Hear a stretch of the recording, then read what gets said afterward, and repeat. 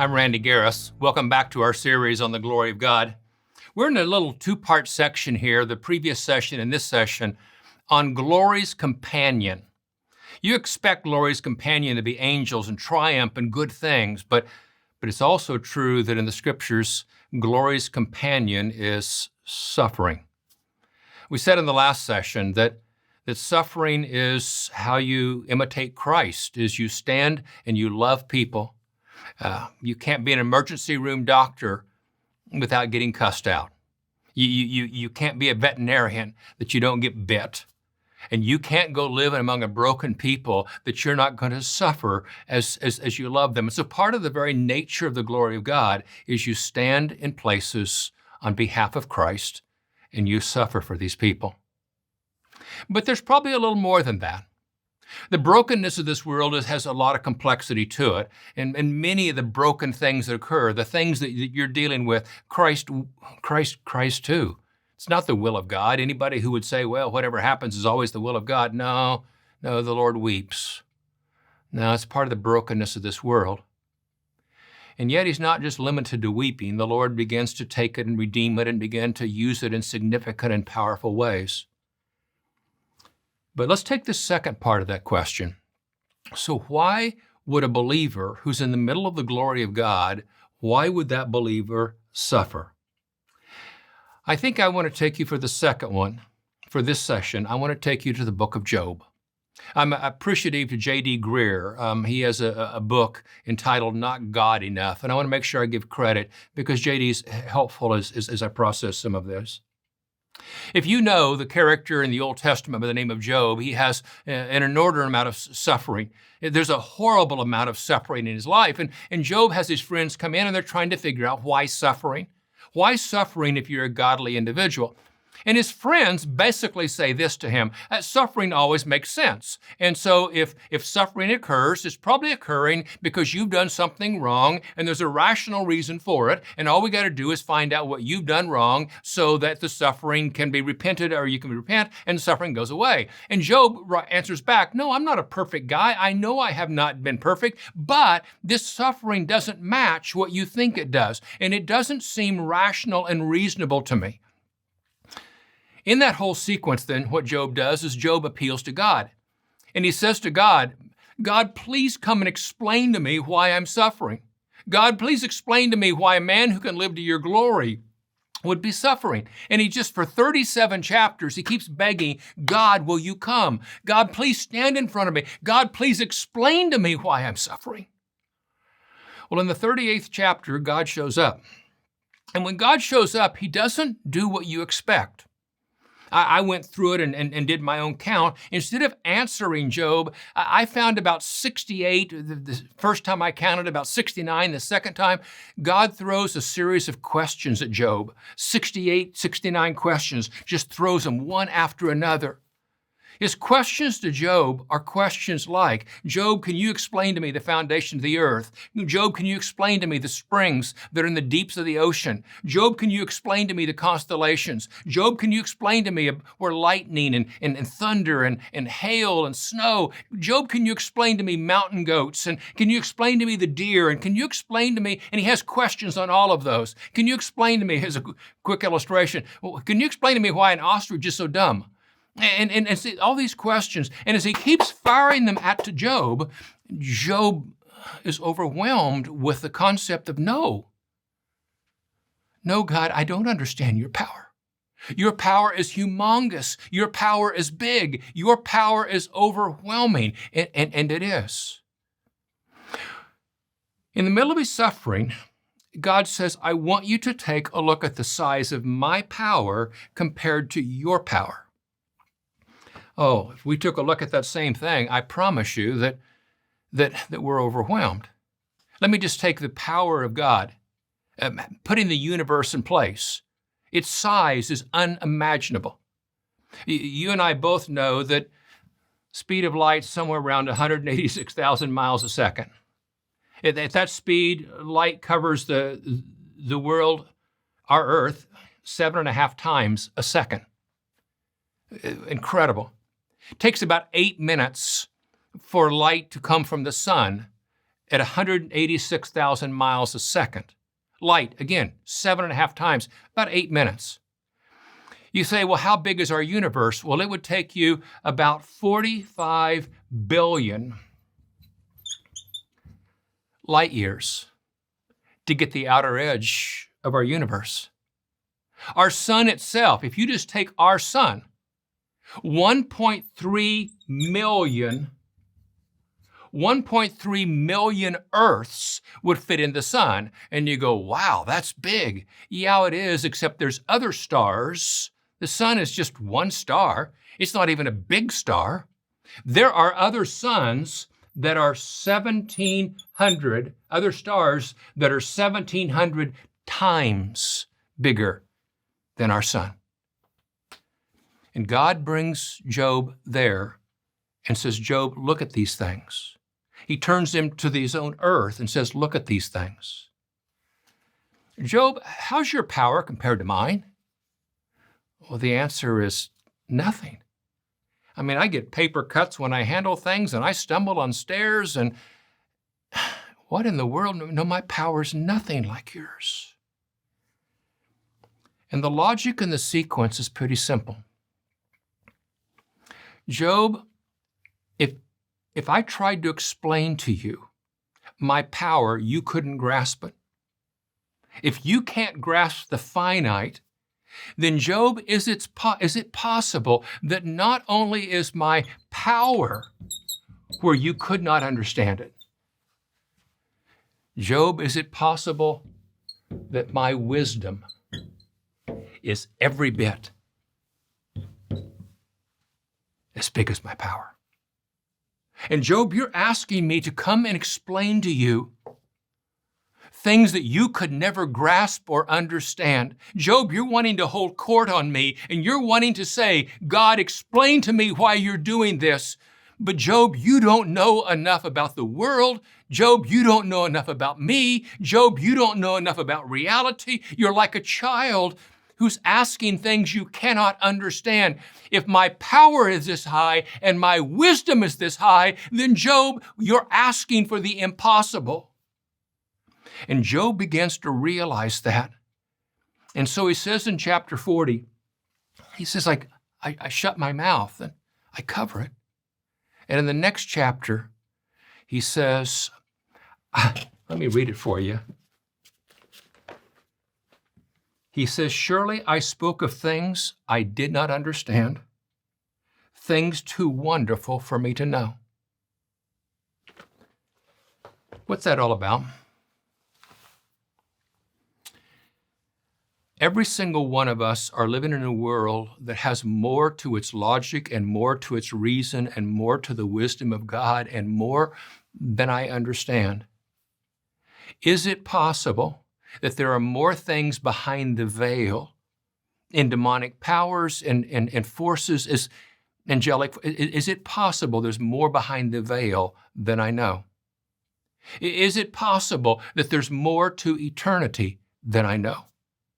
Is it possible that my life plays a more complex role in a bigger picture than I know? Is it possible that there's more to the human heart than I know? Is it possible that the glory of God and how He uses me and the glory is far beyond not just what I know? Is it possible it's beyond what I could ever begin to understand? And Job came to see that, and Job simply says, I recognize you are God, and I may never understand my suffering, but I know who you are. I know of your power. I know of your wisdom. I can rest in those things. And Job quiets his own heart. I don't stand here as an individual who knows your particular suffering. My suffering has been very different from yours. But here's what I know. I know that I had to come to the same place where I could say, like Job, though he slay me, yet will I serve him, because I trust who he is. I don't know that I would know how to do that if I didn't know about Jesus. But knowing Jesus and following Jesus through the Gospels and coming face to face with Jesus, the only thing I know for sure is I have a God who deeply loves me. And I have a God who does not rejoice in pain and sorrow, but I have a God whose wisdom is far more than mine. And suffering, here I am, Lord. In your wisdom, you do what is right. If I were to walk you through, in general, maybe just 3 simple ways that you might even see how it might fit within what God's doing in his wisdom. Let me mention 3 characters from the Old Testament. Sometimes we suffer, I think, because in the wisdom of God, he is purifying and cleansing and calling us to repentance. That would be the story of Jonah. Jonah is a prophet of God who doesn't have God's heart. And Jonah tries to run away, and God does bring suffering into Jonah's life. But it's not an arbitrary, capricious judgment. It's suffering brought into him to bring him back. And so Jonah, that's probably also a portion for why God has brought some suffering into my life, because he loves me. God will not let you go to hell unencumbered. God will not let you wreck your life and the life of other people, that he will not woo you and call you back. And in suffering, there's a purifying. And so it's possible that that's a portion of it. But it's also possible to have almost nothing to do with you. Here's a second reason you might suffer. You might suffer for the saving of someone else. That's Joseph's story. Joseph is this character in the book of Genesis. You'll begin to find him in Genesis 37, and you begin to run through into Genesis 50, and you find Joseph, and he loves the Lord. And in fact, when you look at his family and his siblings, he's about the only one. And you look up, and why is Joseph drug across the desert behind a camel? Why is Joseph put into slavery? And why is Joseph in prison? And why does Joseph get the false accusation of rape? And why does Joseph have all these things that occur to him? And you don't know for almost 14 years. And then you look up one day and go, oh my goodness. His whole family and the whole lineage and the promises. Joseph, your very suffering was an act of love for the people who are behind you that you didn't know and understand. It was for your family, that as they had transformation in their life. Joseph, you suffer for the sake of somebody else. It is very possible that it's impossible for you to know the impact of your life and your faithfulness if you simply say, God, I want to glorify you, and God, you use me. You're the potter, I'm the clay. God, you use me however you want. I know you love me. I know you care for me. I know Isaiah 49, you've inscribed our names on the palm of your hand. God, you've not forgotten about me. I know that. And God, I don't understand my suffering, but God, maybe like Joseph, you can use it for somebody else. Or maybe your suffering is just simply for the glory of God in ways you wouldn't understand. I just simply would not understand. And that's what Job's life was.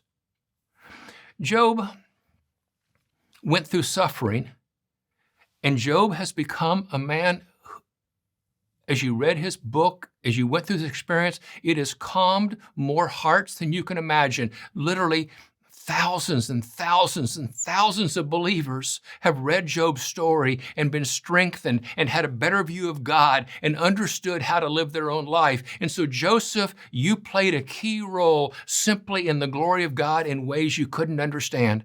And so maybe I'm Jonah being called back, maybe I'm Joseph saving others' lives, or maybe I'm just Job in ways you still don't understand fully, but the glory of God is playing out in your life. Here am I, Christ. Use me as you want. This idea, I think, is absolutely key. As long as I decide that, God, I know what's best for my life, and God, I demand that you fix all of these things, then what happens is it's my own glory and my own life is the center of my universe, or I can decide, God, you're the center, and I trust you. It's David. David in Psalm 63. David's talking about the hardship in his life, but he says 2 things He said, God, I don't know about anything else, but God, I know you're loving. And God, I know you're powerful. I think with tears running down your cheeks, sometimes that's what you pray at 3 a.m. And you go, I don't understand this broken world. And I know Satan has some power, and I know that men get the free will of choice to tear things up. And yet, God, I know in your wisdom, you've never abandoned me, and your power, you've not forgotten me, and I'm not released.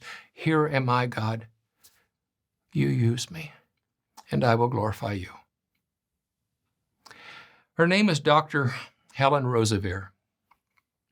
She was in the Congo back in the 60s. And I don't know if you know the story of the Congo in the 60s, but it's one of the darkest times in human history.